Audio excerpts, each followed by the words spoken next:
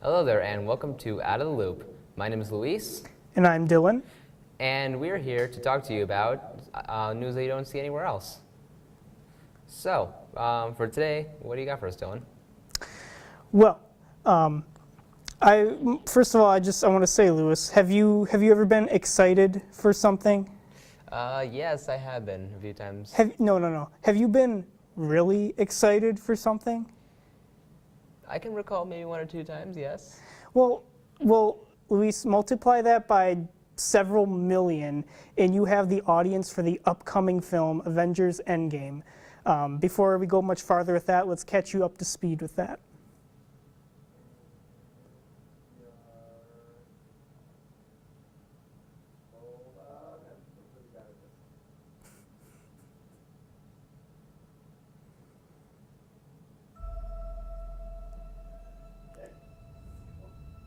Okay. God, seems like 1,000 years ago.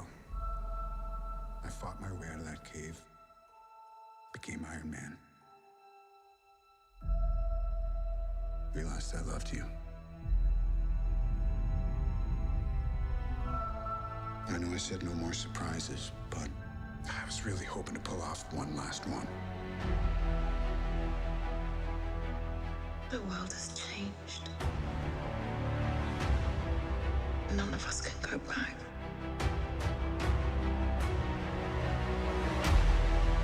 All we can do is our best.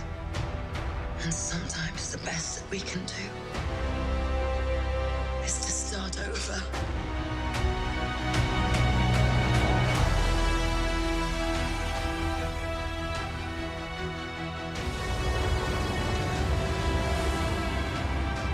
I saw all these people die.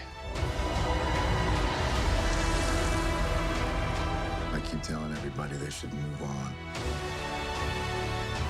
Some do, but not us. Even if there's a small chance, we owe this to everyone who's not in this room to try. We will. Whatever it takes. Whatever it takes. Whatever it takes.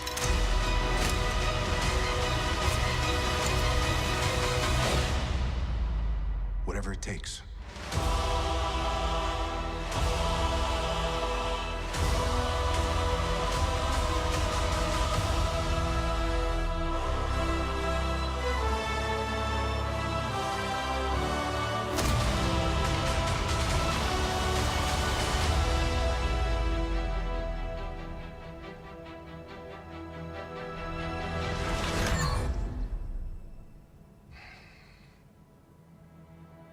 I like this one.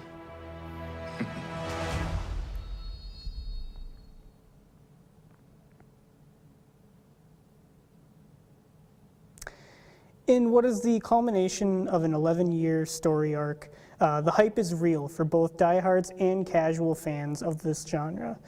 The film's official release date is April 26th, but it has already broken records, notably the record for the most advanced ticket sales. It very much appears like it might be, we were probably also looking at the new title holder for the biggest box office ever. The day tickets went on sale, they sold out within 1 hour in theaters all across the country. According to the ticket selling website Fandango, they sold 5 times the tickets that were sold for last year's Avengers Infinity War, which at this moment currently holds that record for the highest grossing opening day. But lately, with a lot of ticket companies and movie theaters, they've become all too familiar with this type of thing and these record-breaking sales, thanks to blockbusters like Avengers Infinity War and Star Wars The Force Awakens.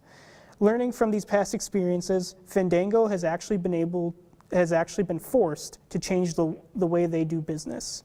In order to keep its servers from crashing and make sure everything is flowing normally, they created what are essentially online waiting rooms for people that want to buy these tickets. So it'll hold people in place and kind of regulate the flow of the traffic to their website.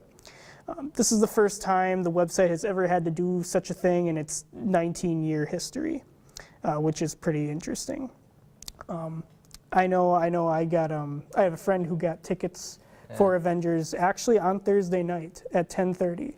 I don't know how he got a hold of that. I know we had some issues last year with Infinity War. He got tickets for what he thought was opening night, but it turned out to be the next day. Oh no. So we somehow still got tickets for that opening night. They were just in a little less desirable locations. Yeah, and my friend for me, he managed to get tickets like, I messaged him to get them like an hour or so in and be like, no, now, Yeah. we need to get them now. We couldn't get any decent seats until an 11 o'clock premiere. We did get them opening night, Oh wow, but yeah, we didn't go until an 11 o'clock premiere. yeah. So yeah. Well, and another crazy thing too is that these tickets are being so sought after to get there on this opening night that there have actually been sightings of tickets for sale for opening night listed at like 300 or even getting into the $1,000 range. Don't get me wrong, I'm excited for Avengers, Yeah. but I can wait a few days I don't to think go I'd- see it. I wouldn't want to pay $1,000 for a ticket. And how do you know too that like it's not even like if it's like actually real? Right, yeah, it could be a scam. Yeah.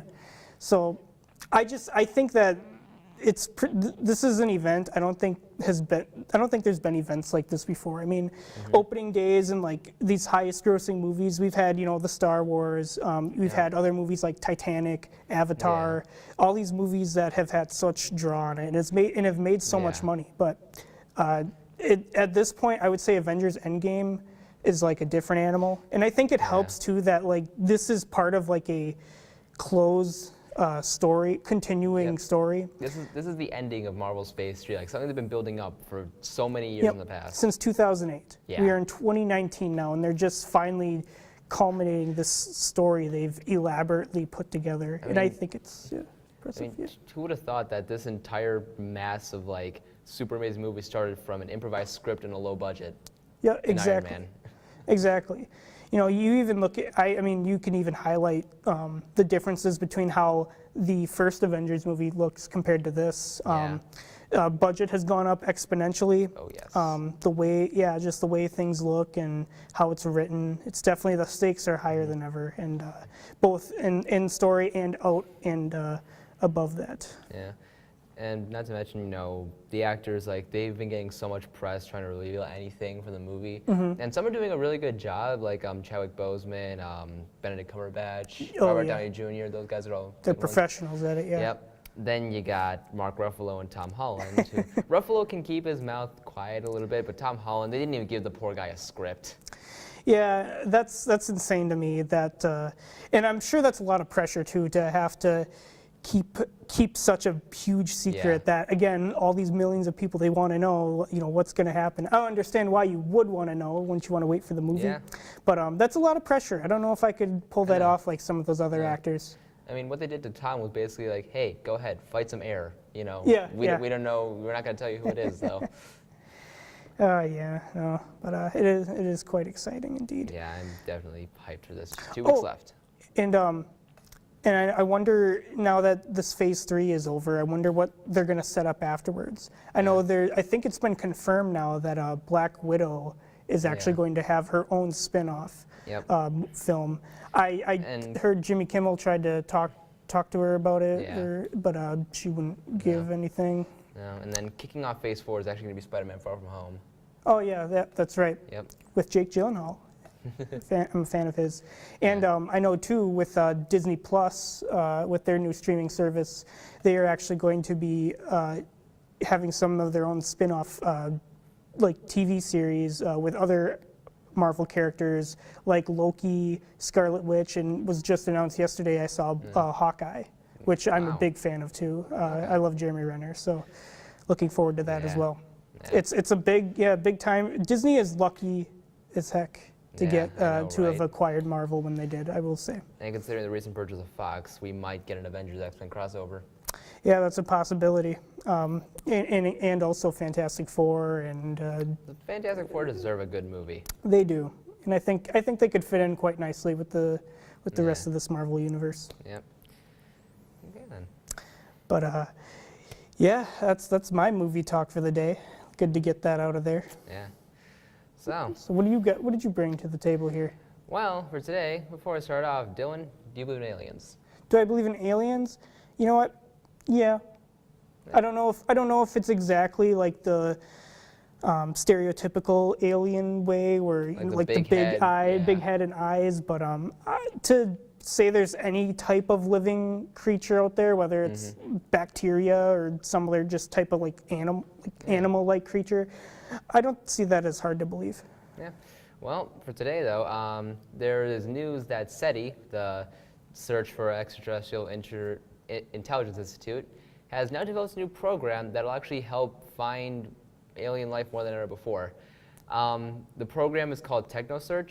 It's an online tool that allows researchers from all over the world to contribute and give their findings about alien life, and even compare them to the earliest results from the 1960s. Like, it's just a full archive of SETI research documents and everything. They can compare notes, you know, piece together different pieces of the puzzle, making the search easier than ever before. And the program has been in development since SETI's co-founder, Jill Tarter, was just a graduate student. Like, she laid down the foundation and everything when she was just graduating, and it's been building up ever since. She's kept documents and archives stored up just for it all to be brought together in this super genius of an idea.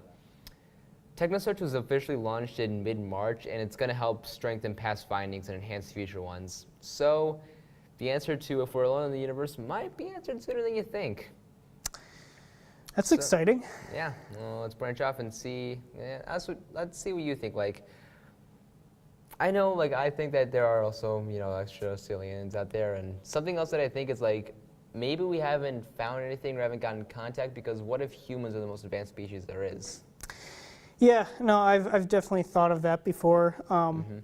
Yeah, I mean, you never know. It's I think that's like a reasonable thing to think about. I think people in general, we've been so conditioned by a lot of sci-fi shows that humans are generally more primitive, and you have all Yeah. these other alien species It's like that are more everything advanced. except for humanity has like a technology super advanced than us.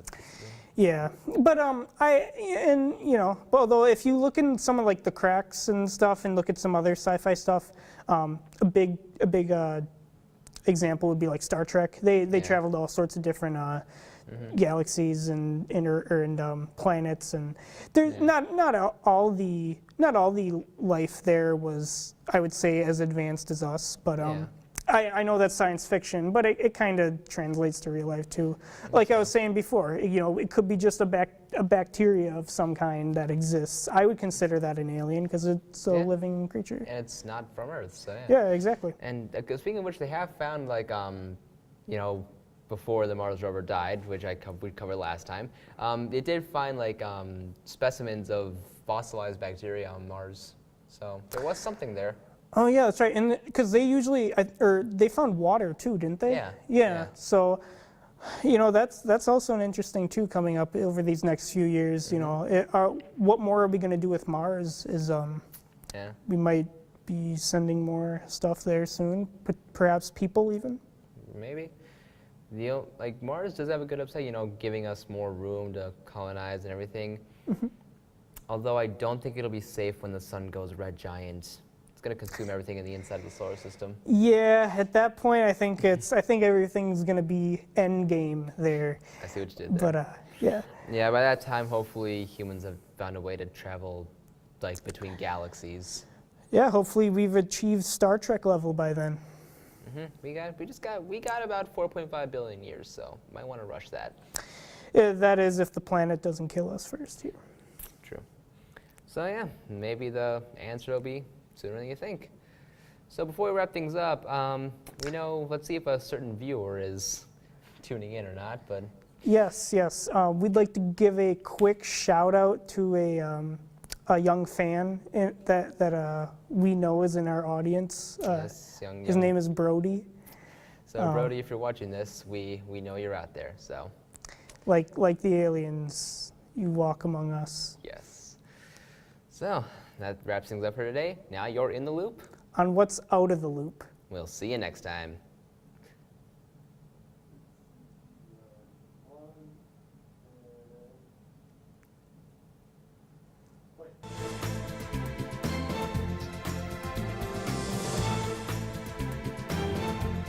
Fuck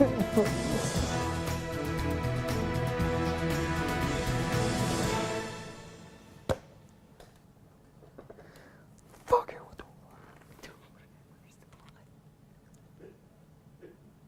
You good? I think we're good. Okay. Dylan, what if Well, I was quoting, so I didn't know if the mics were still on. I thought you turned them off. Dylan, what if we were still recording? Well, were we? I just remembered the Bill O'Reilly